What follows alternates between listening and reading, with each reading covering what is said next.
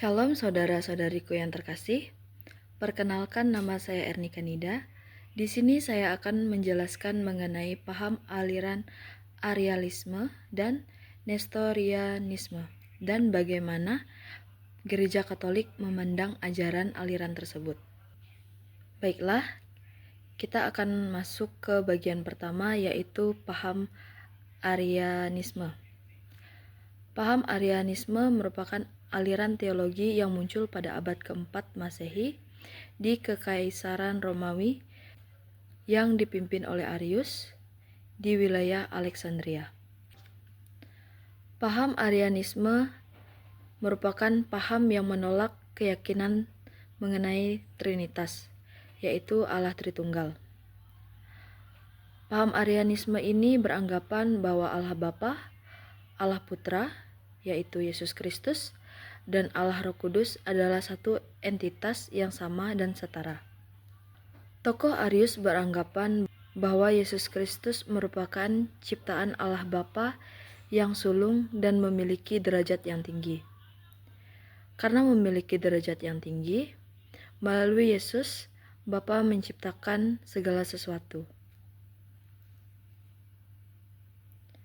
Arius juga berpendapat bahwa walaupun Yesus adalah ciptaan Bapa yang mulia dan sempurna, akan tetapi Yesus tetap diciptakan oleh Bapa dan tidak setara dengan Bapa secara substansial. Karena pandangan Arius ini, ia menolak bahwa Bapa, Yesus Kristus, dan Roh Kudus adalah entitas yang sama. Ajaran Arianisme ini juga menolak konsep inkarnasi yang menyatakan bahwa Allah Bapa sendiri menjelma menjadi manusia dalam diri Yesus Kristus.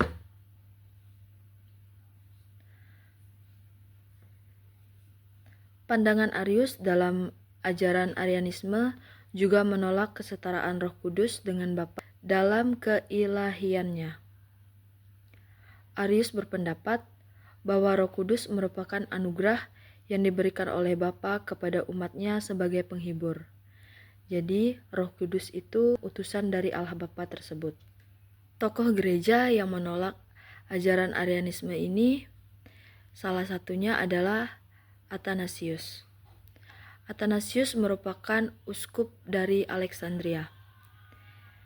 Ia menentang ajaran Arianisme ini, di mana ia menyampaikan dan memproklamirkan bahwa Anak Allah, yaitu Yesus Kristus, sungguh sehakikat dengan Allah.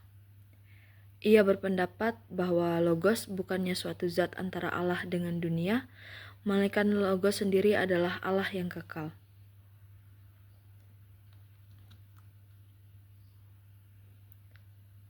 Pada tahun 3025 Masehi, Gereja Katolik mengadakan suatu pertemuan untuk para uskup, yaitu pertemuan konsili. Pada tahun tersebut diadakannya konsili Nikea. Pada konsili Nikea ini, ajaran Arianisme yang dipelopori oleh Arius dinyatakan sesat. Konsili ini diadakan pada masa kepemimpinan Kaisar Konstantin Agung. Karena pernyataan pada konsili Nikea yang menyatakan ajaran Arianisme itu sesat, maka Arius dipecat dan dibuang ke Iliria. Dan dalam konsili Nikea ini juga menghasilkan pengakuan iman Nikea yang menyatakan bahwa Yesus Kristus adalah Allah yang sejati dan sama seperti Allah Bapa. Hasil dari konsili ini yaitu pengakuan iman Nikea, atau yang biasa dalam Gereja Katolik sampaikan, yaitu Syahadat Nikea Konstantinopel. Selanjutnya kita akan masuk ke pandangan yang kedua, yaitu pandangan Nestorianisme. Pandangan Nestorianisme ini dipelopori oleh Nestorius, yaitu seorang uskup Konstantinopel pada abad ke-5. Nestorius berpendapat bahwa Yesus Kristus memiliki dua pribadi yang terpisah, yaitu pribadi ilahi dan pribadi manusiawi. Nestorius berpendapat bahwa Kristus yang sungguh Allah dan sungguh manusia itu sungguh keduaan dan bukan suatu keesaan.